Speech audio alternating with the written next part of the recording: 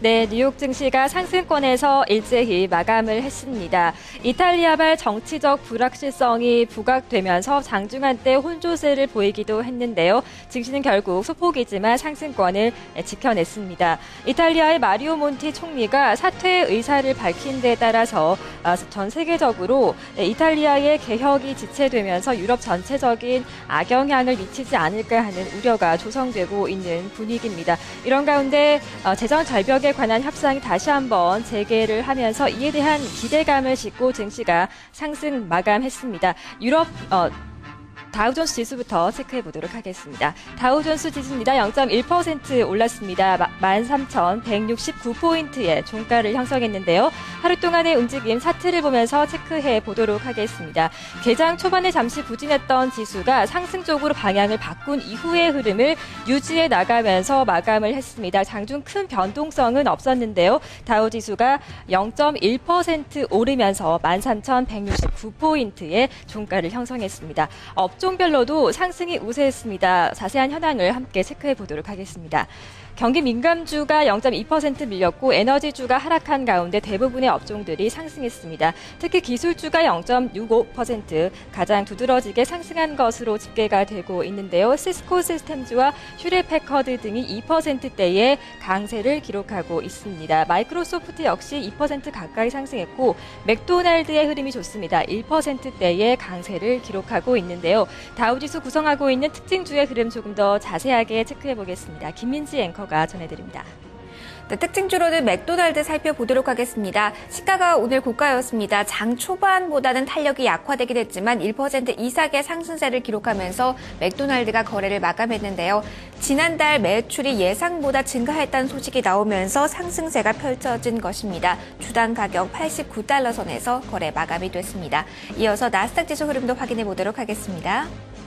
네, 기술주 중심의 나스닥 지수의 상승폭이 오늘 가장 컸습니다. 0.3% 오르면서 2,986선의 종가를 형성했는데요. 하루 동안의 움직임 역시 차트를 통해서 살펴보도록 하겠습니다. 개장 초반이 가장 부진했고 이후에 상승 전환을 하면서 상승권의 움직임을 잘 유지시켜 나갔습니다. 장중한 때 현재 시각으로 오전 11시를 넘기면서 고점을 형성하기도 했었는데요. 종가는 0.3% 오른 구간에서 마감을 했습니다.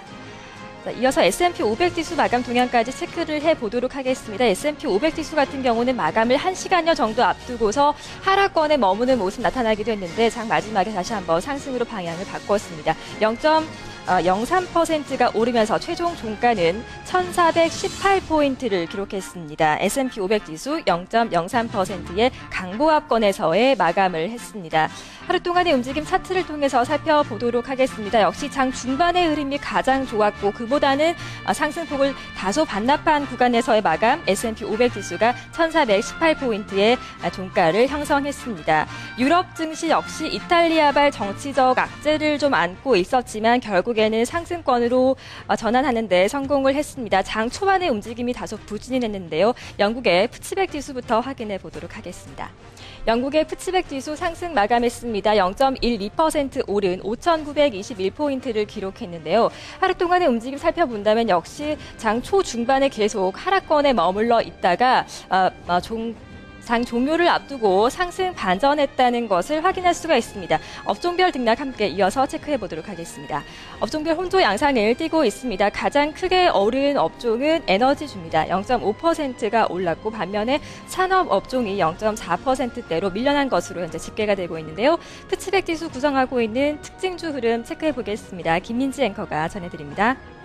네, 앞서 업종별로도 확인해 보셨지만 에너지 업종의 흐름이 가장 이날장에서 눈에 띄었습니다. 그중에서도 원자재 관련주인 리오틴토 확인을 해보시면 상승권에서 거래가 마감이 됐는데요. 중국발 호재를 안고 움직임이 나왔습니다. 산업 생산에 특히 예상치를 상회한 것으로 나타나면서 중국발 경기가 살아날 것이다 기대감을 안고 움직였는데요. 0.66%의 상승폭을 기록하면서 리오틴토의 주가가 마무리됐습니다. 나머지 유럽 증시 마감도 스케치해 주시죠. 네, 독일의 닥스 지수 이어서 체크해 보도록 하겠습니다. 닥스 지수 역시 상승했습니다. 0.17% 오른 7,530선에 마감을 했습니다. 역시 장 마지막에 상승으로 방향을 전환했습니다. 장 초중반 계속해서 하락권에서 부진한 모습 보이다가 계속 좀 상승 탄력을 키워나가면서 상승 마감하는데 성공했습니다. 0.17% 오른 7,530포인트 기록했습니다. 업종별로는 혼조 양상을 띄었는데요. 구체적인 흐름 체크해 보도록 하겠습니다.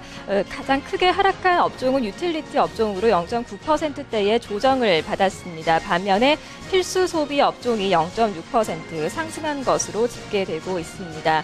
필수 소비 업종 상승했는데요. 먹프사 1%대의 강세 기록했습니다. 그리고 바스프사도 0.67%, henkel이 0.57%로 상승한 것으로 집계됐습니다. 금융주인 코메르스방크가 1.9%대의 약세를 기록했고요. 루프트한자가 2.7%대 밀려난 것으로 현재 집계되고 있습니다. 프랑스 까크 지수 역시 상승 마감했는데요. 종가를 함께 확인해 보도록 하겠습니다. 까크 지수 0.18% 올랐습니다. 최종 종가는요, 3,612포인트를 기록했습니다. 유럽 증시 전반적으로 장 후반의 탄력이 좋았습니다. 장 초중반 계속해서 하락권에 머물렀지만 마지막에 상승 전환에 성공하면서 0.18% 오른 구간에서 마감을 했습니다. 업종별 등락 이어서 체크해 보도록 하겠습니다. 상승과 하락한 업종이 비슷한 모습 나타나고 있습니다. 금융주가 0.4%대 밀려났고 에너지주 역시 0.4% 정도 하락했습니다. 반면에 기술주가 강했습니다. 1.5% 상승한 것으로 집계되고 있습니다. 금융주가 하락한 가운데 크레딧 아그리콜과 BNP 파리바, 소시에테 제네랄 등이 나란히 1에서 2%대의 약세를 기록한 것으로 현재 집계가 되고 있습니다.